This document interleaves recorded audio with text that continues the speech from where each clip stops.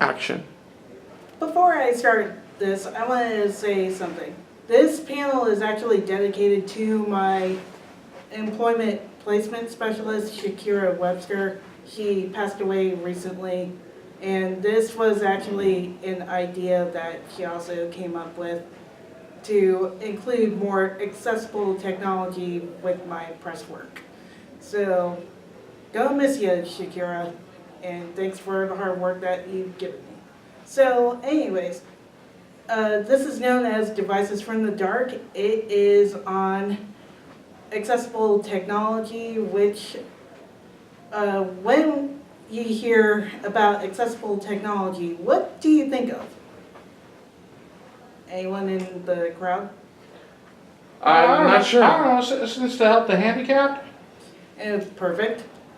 I'm not entirely sure. I haven't done one of these before. Ah, a newbie. Great.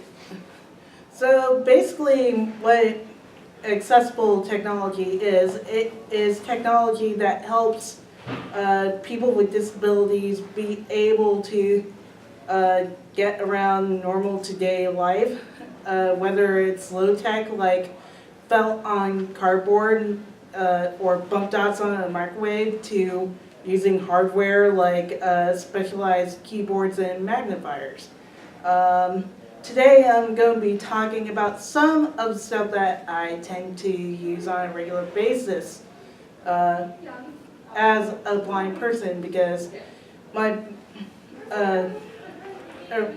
back in the day I was actually diagnosed with a rare form of an eye condition called retinitis pigmentosa and went blind at 23.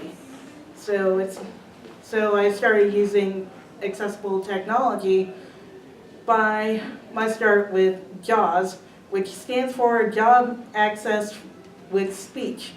And I basically navigate certain programs, whether it being the internet, Microsoft Word, Excel, with this screen reader. Another one, which deals with more magnification, which people with lower vision can use, is known as Magic. And it's developed by the same company that does JAWS, known as Freedom Scientific, which they do have an office here in Tampa. And they develop a lot of these programs, and these main two are really accessible. And the great thing, you could use keyboard shortcuts in both, since they use the same ones, like the reading keys on the number pad, for example. Really? Is there anything else you can do with that kind of stuff? Let's see, I could highlight text with it and go word to word with it. Like, you know, if you misspell the word by accident and you go to the next line and you need to get back to it. So I pretty much use a keyboard command like Control left arrow or insert left arrow on the number pad and get to that word and be able to edit that way. How does this relate to anime convention? I mean, this is a Omni Expo after all. Well, when it comes to my work, since I also do a blog on WordPress, it's how I able to get my work on WordPress, which is very easy to use with, by going between word fields on the website, getting around websites that I need research for. Also, even on Google websites like YouTube, since I work to get my videos on there a lot more easily by using the same screen reading navigation. If someone was still visual, they could just use the magnifier on Magic or its other counterpart, Zoom Text, to see where they need to use magnify in order to get a picture there. I see you have a couple of devices over there on the table. Could you elaborate on what some of them are? I recognize like the iPad and the phone, but what are those other two? This right here is known as a BrailleSense U2. It's developed by Assistive Technology, and it's basically a note taker, and it's like a laptop, but it has a braille display instead of the usual monitor and the QWERTY keyboard, which this also has a QWERTY keyboard version too, but I usually like the braille keyboard since I'm so used to using a standard brailler, which does the typewriter format. And it's not as loud either, and not as heavy. And I can also go around different websites like Facebook, doing some research on the internet, and also I could even type my interview questions, which is easier for me to focus on the voice actor and feel for my questions at the same time. While this device here is known as the Victor Reader Stream, which is a nifty little device where I could have books downloaded and have them in audio format or rich text files, and this little thing reads it out to me. It kind of looks like a TV remote. It does. It does. So that thing looks like an ebook reader? Yes, it does. That's pretty cool. Like, for instance, I'm reading A Feast for Crows, which is by George R.R. Martin. Oh my god, I love Game of Thrones. Since I'm into reading a lot, and fantasy is one of my favorite genres, I pretty much navigate with these 4 keys. Well, basically the 2, 4, 6, and 8. I could go to another book. Well, It sounds like it's saying something. it was reading a page. Like, for instance, like the next book is, Oh, so it's kind of like in a bridge book, like something you listen on cassette or audio. almost, this one has the full-on books, actually. That's pretty cool. Neat. Also, I could listen to podcasts on this thing. Podcast feeds. That's nice. That's really handy. Yep. What's also handy, this also can record stuff too. Like if you have a recipe that you need someone to read from a box of cake mix or stuffing mix, you could just have them record it on here, and you could save the recording for later too. Wow. So it also acts like a tape recorder? That's neat. Yep. Next is, of course, different kind of apps. Oh, it sounds like you have Siri turned on for your phone. Yes, I always use Siri to help me navigate around the phone and the iPad, such as getting onto Wi-Fi, getting onto iTunes, even reading books or watching Netflix. I had to navigate around in order to search for a movie or a book. But there are accessible apps that I can use, and some of them I would like to demonstrate.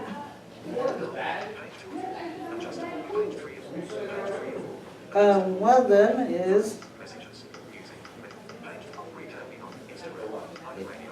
known as... So wait, you're able to navigate a smartphone? I thought Siri didn't let you do touch functionality. Well, when you look at touch screens, there are certain gestures that you can do by swiping and double tapping to get around the phone, even arranging apps.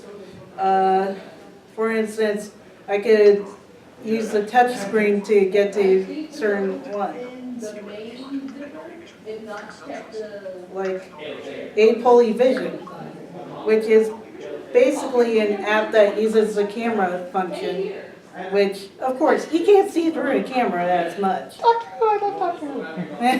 Such Dr. Hoover. So, for with the camera, I could just put an item in front of this and it'll just tell me what it is. And if it could, Try pulling it back a little bit. You're really close. yeah. Button. Yeah. Settings. Button. Navigation. Button. Planned. Button. Menu.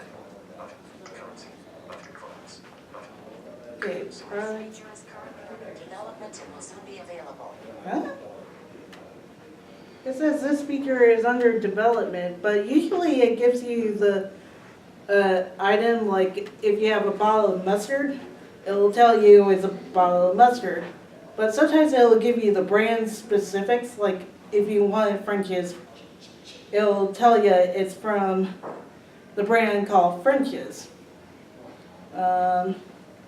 Also, the cool thing is you could also use it to tell you colors because, you know, being colorblind, it's not easy to tell certain colors from each other. So this also doubles as a color ID. One other app that uses camera function is known as Cam Find. There we go. Cam Find. It pretty much lets you take a picture and then it'll try to search for that item on the net. You're pretty close. You might want to pull back a little bit. Activity. Selected. Capture. Tab. 3 of 5. Selected. Capture. Activity. Profile. Activity selected. Popular. Discover. Take picture. Button. Okay, it says take picture. Take picture. Then. Activity. Identify. So it's trying to identify. Because it would use the Wi-Fi features.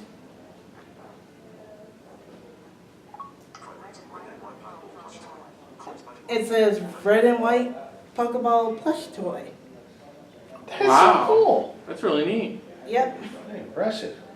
And another app that I like to use, which is more volunteer-based, is called Be My Eyes, which has people all around the world. It allows people who are sighted to work for this app to be called on to ask what item is in front of them, and it would actually tell you the details. For instance, I'm going to test that. That's weird. Wait, I should use it on my iPad. Dog. Male. 300. Open Be My Eyes. YouTube. Be My Eyes. Connect to first available holder. Button. Okay. Is there anyone who wants to provide an item to me? Sure. Right here, I got. Let me open up the camera. That would help.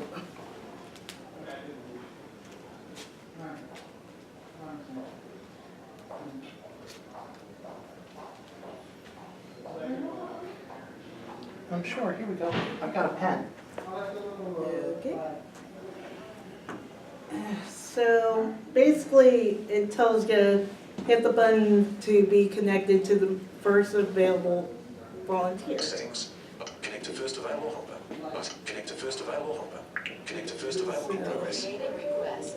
Connecting to servers. For other part.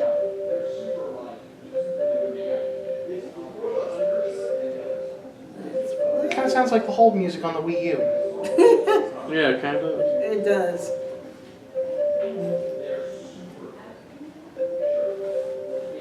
If the internet would cooperate as well.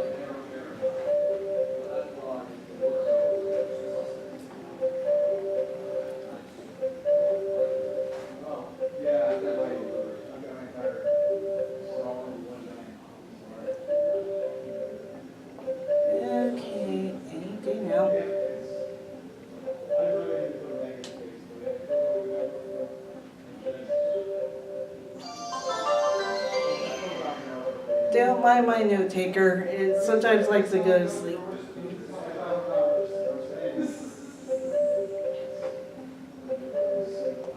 Connected to other part. Hello? Hello. What is this little pen and this little thing in front of me? What is it? Is it in front of the camera? Move it more to the... To your left. To my left. Is it? No, right a bit. Like if you move the camera to the left. Oh yeah. It's a pen, What kind of color? black. Okay, thank It's you. like a felt tip. A felt tip marker? Yeah. Yeah. Okay, thank you. No problem. So somebody's actually there when you need to look at something. Yes. We need to confirm what you're looking at. Yes. I get what you meant by volunteer now, so it actually connects to another person somewhere in the world. Mm-hmm. That's pretty cool. Yeah, Neat. according to this, it's like over thousands of volunteers who work for it. Well, that's nice. Yep. It's really handy, especially unless if you're on your own living somewhere where nobody's going to be with you or be alone for a day. And it's like, I need someone to read this jar, but nobody's around. So the Be My Eyes app is just right there waiting to be used. Any questions? Well, do you have a favorite anime you like to watch? Oh, I mean, this is Omni Expo after all. yeah, that is true. Some of my favorite anime include Fairy Tail, of course, since I'm a major fantasy fan. Glass Fleet, Tsubasa Chronicle. Let's see, Soul Eater is another. Let's see. I've been rewatching Sailor Moon lately since they redubbed the series, and I watched it back in middle school when Toonami was during the weekdays, and since they redubbed it, I thought it would be interesting to take a listen. All right, so you're saying that you watch dubs to make it easier to follow along with the story? Yes, with the whole entire Japanese and English subtitling, I used to be able to read subtitles, and I was able to keep up with it, but once I lost my vision back in 2003, that became hard. 2008, I mean. I got the date wrong. Back in 2008, I couldn't keep up with the subtitles, and I had to have my fiance read them, describe what's on the screen and everything. But when the dubs, when I started watching them a lot more, I was able to understand what's going on the screen without having someone being there reading the subtitles all the time. And even though I can't use Crunchyroll, which they stream a lot of the Japanese subs, I mean, as in Japanese with English subtitling, I can't really watch any of the stuff that they have up there. So I have to wait until it gets brought over and translated into English and be able to follow that way. One that I finally got to see that I originally watched in Japanese was Sword Art Online. I was into it in the Japanese version, and it was hard getting someone to be there since my fiance was working. Couldn't have him read the subtitling when they were showing the show. So when Netflix had it, I'm like, ooh, I'll watch it in English, and I enjoyed it in English. And these devices help you navigate like the streaming sites and whatnot? Yes, I'm able to navigate Netflix easily. I usually use dictation when I want to search for a certain series or movie. sometimes it likes to auto-correct me. Don't mind Kind me. of like that? Yeah, because it popped up a notification on Instagram, which I also use Instagram sometimes too. I'm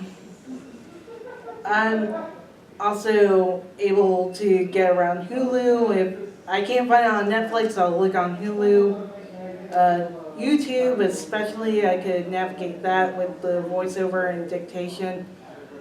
But sometimes I do like the typing feature, which someday I'm thinking of going with a Bluetooth keyboard to make it easier on myself. Oh, yeah, they make those. Any other questions? That was great. No, that's pretty good. Yeah, we got a lot of information there. Thank you. No problem. Well, thank you guys for coming. This was my first time doing this panel and hoping I could bring it to future conventions. Thank you. Oh, yay. Woo woo.